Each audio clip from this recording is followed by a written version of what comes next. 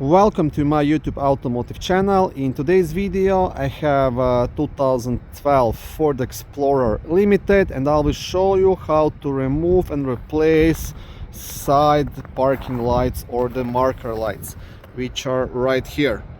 Now for some reason the labor guide is showing 2 hours of labor to do it, but honestly all it takes is 2 minutes per side. This video will apply to Ford Explorers made from 2011 all the way up to 2019.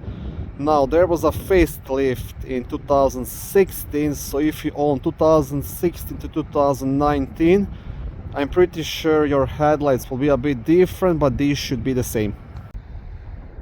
Okay, so to start you'll want to lift the front hood. Now, as I mentioned previously, the labor guide is calling for 2 hours to do this. I was pretty sure I'll have to completely remove the headlights to be able to replace those small light bulbs, but that's just not the case. So I will show you right here. Those light bulbs are located right here, and all you have to do, just have to twist this socket to get the light bulb out. Now, if you can do it with your fingers, if it's too awkward or you don't have enough power in them, you can always use like a small pliers to grab it and turn it, right? But I was able to do it with my fingers, so I will show you right here. So these are the light bulbs. It's 194 type of small bulb, and to remove it completely, just pull it straight out, and that's it.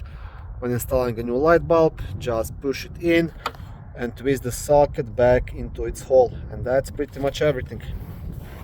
And once again, this is this small light right here.